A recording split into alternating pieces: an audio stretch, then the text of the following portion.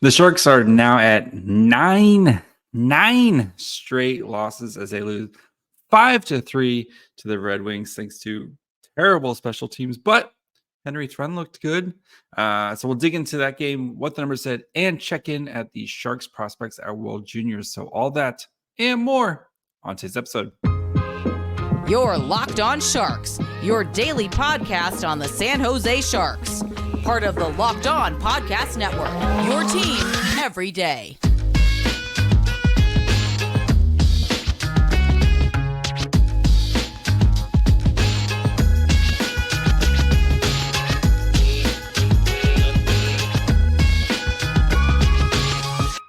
Hello, welcome to Locked On Sharks, the premier hockey podcast covering your favorite team in the Bay Area. My name is JD Young, contributor at San Jose Hockey Now, and I want to thank you for making Locked On Sharks your first listen. Proudly a part of the Locked On Network, we cover your team every day, win or lose, or lose, or lose, or lose, or lose, or lose, or lose, or lose, or lose.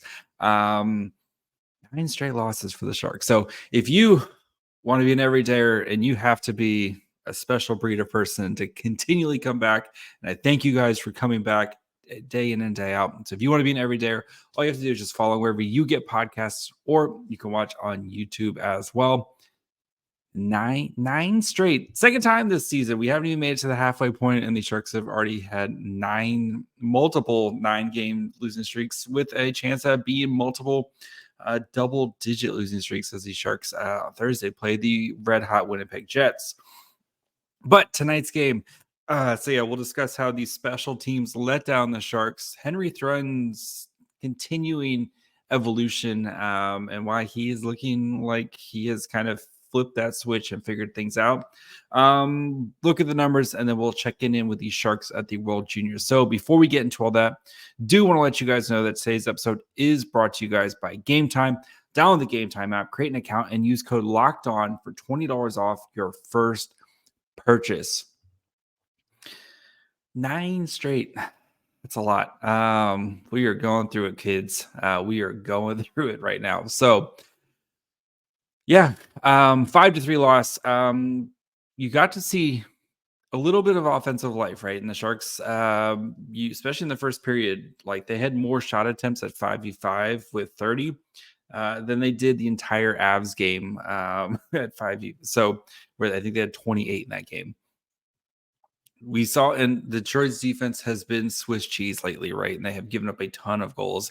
And the Sharks, they were providing a lot of offense, but it's very much, the little kid at the dam, right? You plug one hole and then another hole breaks, and that was the hole that broke tonight was the penalty kill, and giving up 2 power play goals tonight, really in a game that you lose 5-3, with one of those goals being an empty netter. You can point to it right there. That's what cost the Sharks. And it was, Zetterlund, I just talked about yesterday how Zetterlund needs to play more on the penalty kill. Again, embracing the chaos, right? You're going to have some of these guys make mistakes as they learn new roles. And Zetterlund, miss a cross ice pass that right through, just dangerous pass. Perron all by himself slams that home, and poor, Kaapo Kahkonen didn't have much of a chance on that one. Yeah. But, giving up 2 power play goals, have, your penalty kill, which has been kind of looking a little bit better recently. But yeah, tonight that was that's the story of the game is. And then the Sharks, who struggle to earn power play opportunities because they don't generate enough offensive, sustained offensive momentum.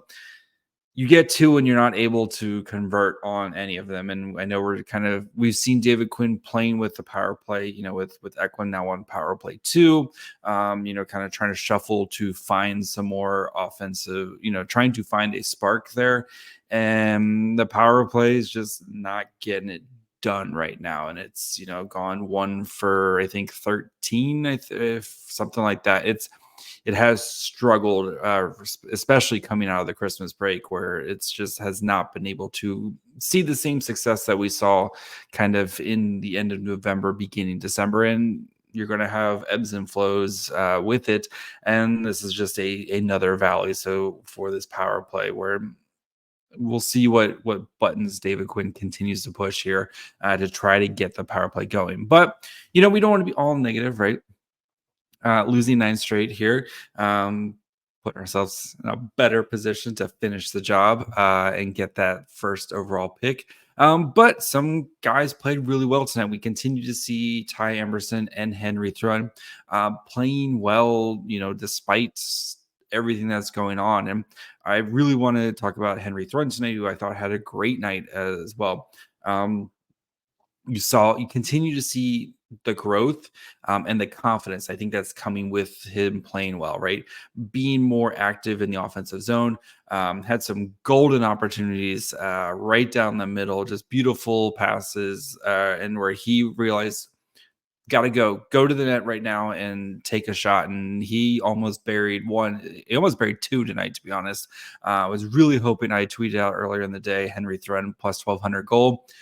I felt really good about it. So I would not be surprised if Henry Thrun gets his first one here really soon, because the way he's playing right now. But also in his own zone, there was one play in particular, right? And if you're following me on Twitter, you probably know the play I'm talking about, where Thrun is dealing with Patrick Kane, who's one of the best players of this generation. Yes, it's not the same Patrick Kane, from a couple years ago, but Patrick Kane's still really good. One-on-one, left all alone. Kane streaking down the sideline, and Thrun bodies him, just stops him in his tracks. Kane kind of bounces off him, and then Thrun's able to collect the puck. And I know a goal kind of eventually came off that play, but I was impressed with just the one-on-one right there to make a play.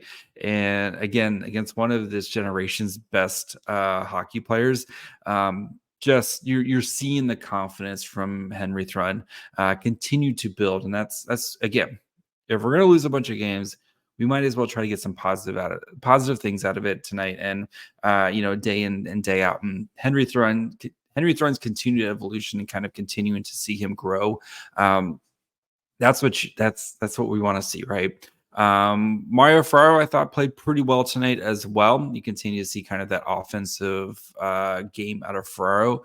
And like I said, Ty Emberson, continues, especially coming back from an injury. We don't know what it was, but lower body injury. I think he had a pulled muscle. If from word on the street is he had a pulled muscle. He's kind of hit the ground running again. So with Hochuk being benched, or press box right now, Vlasic, who's press box and is probably not going to see the ice unless absolute dire situation. It'll be interesting to see if David Quinn continues to roll with this defense, which again, we'll get to the numbers here in a little bit. The Sharks defense has played well the past couple games at limiting high chance opportunities and kind of limiting the other team at those great golden opportunities. And tonight there was some that you definitely want back. The game winning goal where Kyle Burrows just, that's just been this team's luck, right? Where the puck just bounces off his skate and goes in, right? And Kaapo Kahkonen, that second goal, or it was the first or second, where he just doesn't play it well and kind of gets handcuffed. And, I'm not going to give Kaapo Kahkonen a lot of grief for it, because the way he's played this season, he's kind of earned the benefit of the doubt. And yes, he knows that's one that he definitely wants back, but we've seen Kaapo Kahkonen make amazing saves all season long. And you wonder, he has gotten a lot of run here. You wonder if maybe he's getting a little worn out, and hopefully Mackenzie Blackwood can kind of, step up here. I know he's been dealing with sickness now, and sounds like he's on the mend. Hopefully he's been the backup the past couple games, so would not be surprised to see Mackenzie Blackwood on Thursday against the Jets. I think Kaapo Kahkonen probably needs a couple days off here, and maybe get Blackwood a couple, a run here to try to kind of even things out, right?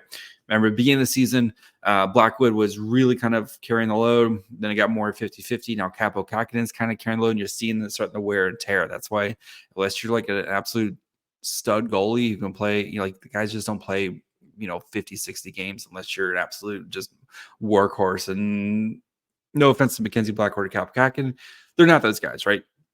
You need to see more of a balance, and I think Kaapo Kahkonen might be getting a little worn down right now, especially with how much he's had to handle. So, yeah, let's dig into the numbers, and then of course we'll check in with the Sharks at World Juniors here in just 1 second.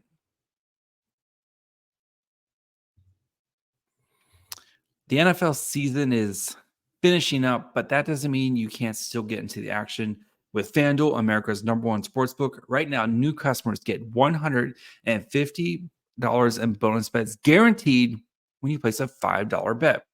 It's $150 in bonus bets, win or lose. So maybe you like my Dolphins to clinch the AFC East on Sunday night. Maybe you think the Dallas Cowboys are going to win and clinch the NFC East. Whatever football, $5 down, you'll get $150 in bonus bets win or lose. The app is super easy to use, and there's so many ways that you can use it for things like live same game parlays, which are really fun. So if you think like a guy's going to go off and with like a team win, I like kind of marrying those of, okay, this guy does well, and I think this is going to happen type of situations. You can find bets in the new Explore tab, make a parlay in the Parlay Hub, the best way to find popular parlays, and more. So visit FanDuel.com/lockedon to make your first bet a layup. FanDuel, official partner of the NFL. All right, let's dig into the numbers of this game. And again, as potent as the Detroit Red Wings offense has been, right? They have been one of the best offenses this season. They've struggled to stop people from scoring goals, but they have been able to put the puck in the back of the net. 46-18 time on ice at 5v5. Shot attempts 55-43 in favor of the Sharks. 24-24 actual shots on goal. Scoring chances 23-12 in favor of the Sharks at 5v5. The Sharks controlled play at 5v5 in this game for a good chunk of the game.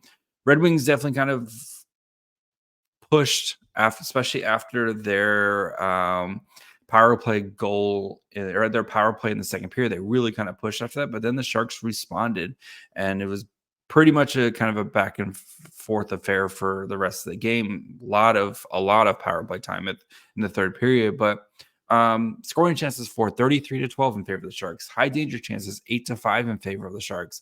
Expected goals for 1.75 to 1.42 in favor of the Sharks. The Sharks had three even strength goals. The Red Wings had one. Ugh. So Red Wings, 2 power play goals, and then just brutal tonight. Special teams. So yeah, I mean, that's like, as you wanted to see some sort of offense, especially after the offense kind of being in the tank for the last couple weeks here, especially coming out of the Christmas break. And as we get ready to hit the midway point, we've seen this team kind of really fluctuate with the start of the season where they were one of the worst things ever put on paper. Started to kind of climb out of that. You got the East Coast trip where they got a lot more better luck, and then things are now kind of regressing back to the worst thing ever put on paper status again. So as for the forward lines, so tonight we had Zetterlund, Granlund, Hoffman, who played pretty well. Eklund, Hurdle, Duclair. We had Bear, Banov, Studnicka, Cunning, and then Zadina, Carpenter, and Bailey playing tonight. So Zetterlund, Granlund, Hoffman played 12:09, 15-10 shot attempts, 10-5 actual shots. Did have a goal for. Expected goals for is 0.68 to 0.12. So been producing offense. Hoffman really was shooting a lot tonight, and he probably deserved a goal with the way he was playing. It's been, that line has been the Zetterlund, Granlund, Duclair line. I wonder if Hoffman, trying to kind of give Hoffman a little bit of a boost here to see how he does on that line. So 6-7-7 for the zone starts for them. Eklund, Hurdle, Duclair played 10-07, 12-16 shot attempts, 4-10 actual shots, 0.22 to 0.07 expected goals for. So even though they were outshot, they were very good at kind of, again, keeping things on the outside. 9 scoring chances is 0 for them, 2-0 high danger chances. So that line had a weird night because at the beginning, in the first period, that line was dominating because I usually check, I usually check between periods to see how the Lions are doing. The line was dominating. The second period, they kind of got caved in. And the third period, it kind of evened out. So I know Eklund was really distraught after the high stick penalty. That was 1000% not a high stick. He is following through. That should not have been a penalty. I know he was not happy with that. And I know Eklund right now, he's probably, he hasn't scored in a while. The teams lose. You can kind of see what Eklund's scoring streak when this, or the last time Eklund scored to when the Sharks last won a game, it's about the same right now. So I'm sure he's probably feeling the weight of the world right now. So with just how the team's playing, and he's probably not feeling like he's not playing up to expectation right now. So, but still, that line I think is played pretty well, and yeah. So I'd like to see them continue to play well. Eklund and Hurdle have played really well together this season. So don't do anything rash here and split those guys up right now. Barabanov, Studnicka, Cunningham played 622, 3-5 shot attempts, 1-2 actual shots on goal. Did have a goal. Barabanov needed that goal like a fish needs water. You could tell tonight, saw a little bit more of the sparks of creativity that we haven't seen out of Barabanov much this year. So good to see him. Maybe this will kind of be that stepping, that kind of, okay. Congrats too on his 100th career point. So hopefully, yeah, Barabanov, this is like that fresher breath there. He can kind of get going here. Zadina, Carpenter, Bailey had themselves a game, played 528, 13 shot attempts, gave up 2. Actual shots was 5-1, had a goal. Zadina probably could have had 2 others. That's been the story of Zadina's career, is they probably could have had goals from him. So keep that line together. To be honest, just keep this line. I know they lost against tonight, but I'd like to see these 4 lines just roll back out on Thursday against the Jets and see if they can kind of continue to build some chemistry here. So as for the defense, so Kyle Burrows led the team in 5v5 Corsi 4 at 62.96 with 17-10 shot attempts. Jan Ruda, 21-14 shot attempts at 60%. Henry Thrun, 19-13 shot attempts at 59.38 Corsi 4. Addison, who I think had a really up and down game tonight, 12-11 shot attempts, 52.17. Ty Emerson, 21-20 shot attempts, 51.22. And then Mario Ferraro, 20-21 shot attempts at 48.78. So, yeah, that's where those guys did. As for our good friend Kaapo Kahkonen, all situations, 26 saves on 30 shots, 4 goals against, 1.7 expected goals against. So not his best night in that department. 3 high danger saves on 3 high danger shots. So as we've seen, this team has gotten much better at limiting the high danger chances and been able to push it out right. Beginning of the season, like we saw nights where, like 10, 15 high danger chances. We've seen that number kind of go down as I think the defense is starting to figure things out here. 5-7 for the saves on mid-danger shots, and then 16 of 18 low danger. So not Kaapo Kahkonen's best night, but again, I'm going to give him a pass for the way he has carried this team recently and what he's been through. Yeah, you don't pin this on Kaapo Kahkonen tonight. He's done a lot for the Sharks. So yeah, that's going to put a bow on this game. We'll now check in on the Sharks of the World Juniors as we are getting into the quarterfinals time. And looks like the Sharks are going, no matter what, the Sharks are going to have somebody playing for the gold medal. So we'll dig into all that here in just 1 second. If you are looking for tickets for sports, maybe you want to go see a Warriors game, go see a Sharks game, catch a Niners playoff game, music, comedy, theater events near you. Game Time has got you covered because they have killer last minute deals, all-in prices, views from the seat, and their best price guarantee. Game Time takes the guesswork out of buying tickets. If you've listened to Locked On Sharks, you know how much I like Game Time just because you get to see your seats. There's nothing worse than buying tickets. You get in there and you realize you have terrible seats. They have views from every seat, so you know exactly what your view is going to look like. Actually, the only thing worse than buying tickets and getting a bad seat is going to buy tickets and they slam a bunch of fees on top of you. Game Time does not do that. They have all-in pricing, showing your total upfront, so you know exactly what you're paying for when you go to check out. So take the guesswork out of buying tickets with Game Time. Download the Game Time app, create an account, use code LOCKEDON for $20 off your first purchase. Terms apply. Again, create an account and redeem code LOCKEDON, LOCKEDON, for $20 off. Download Game Time today. Last minute tickets, lowest price, guaranteed. All right, so let's check in with the World Juniors. Fun day of World Juniors today. So quick overview. Slovakia lost to Finland in overtime. So Finland's moving on. Big upset as Czechia beat Canada 3-2. Canada, who was one of the three favorites with Sweden and USA, knocked out this tournament. So USA rolls over Latvia 7-2.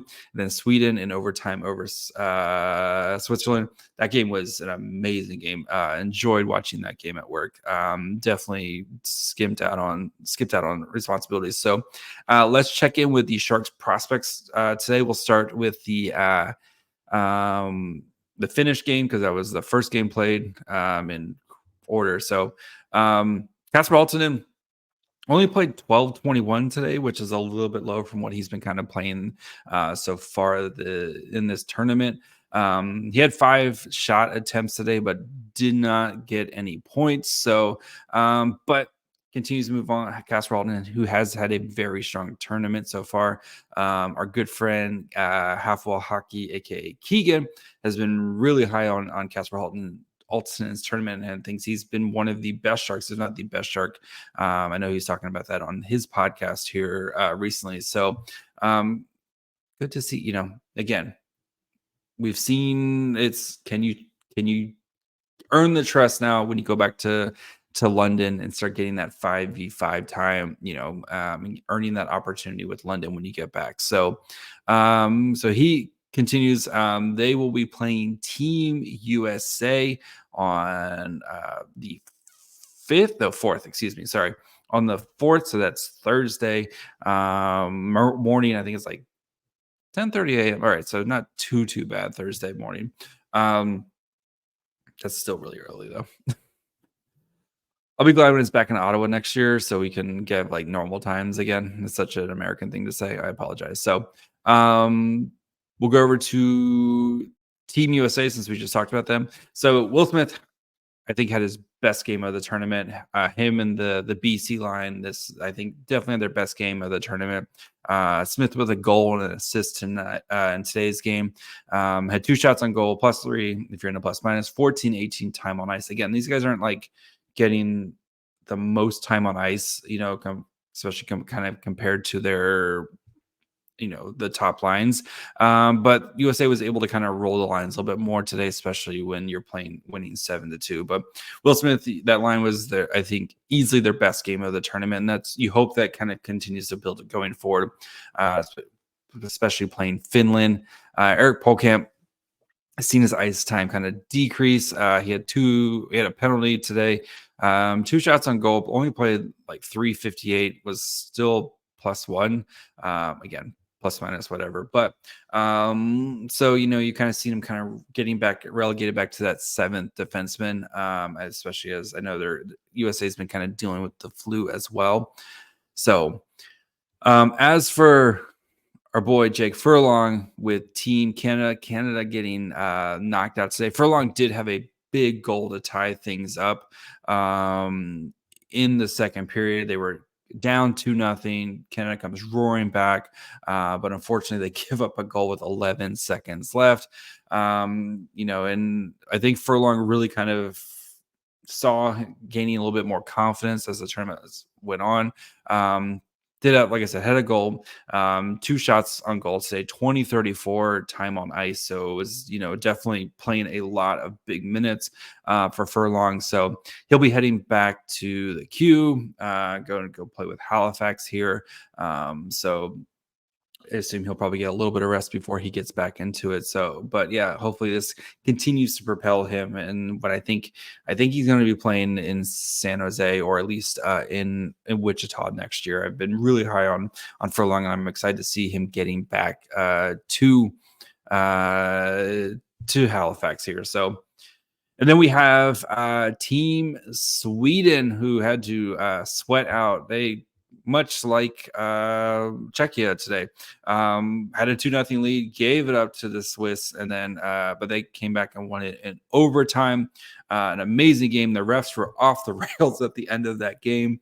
Bistad drew if you're watching the game, if you didn't, Bistad drew a slashing penalty. Well, it was originally called a slashing penalty. The opposing player kind of poked him with a stick, and they called it a spear, and then they knocked it down to a slash. It was like what you would do to get your friend's attention from across the room or something. Like if you had a stick, that was basically it. This was after there was a bunch of no calls where guys were just getting dragged down. It was an absolute just crazy ending. But my favorite defensive prospect, Axel Sandin Pellikka. If you were watching along in the draft last year, our draft coverage, he's my favorite defenseman in last year's draft. He won it for Team Sweden. But Matthias Havled had a primary assist on the first goal, shot from the point that Otto Stenberg tipped. Havled, I think, has had himself a really, really fine tournament. 5 shots on goal, 17:49 time on ice. Bistad today was a little bit quieter, I think, than kind of some of the other games, but that's okay. Again, 2 shots on goal, 16-12 time on ice. Especially at the end of the game when, Bistad did draw that, but in overtime, a 3-on-3 overtime, they were kind of relying on the big guys, Noah Ushlin and Likir Maki and some of those other guys to kind of carry the load. And Bistad, understand you're gonna play with your big guys there. So but we got in the quarterfinals here, you're gonna have Team Sweden versus Czechia, so a chance for Sweden to kind of move on to the finals here. It's gonna be a great game. And then USA versus Finland, so we have Smith and Polkamp versus Halttunen.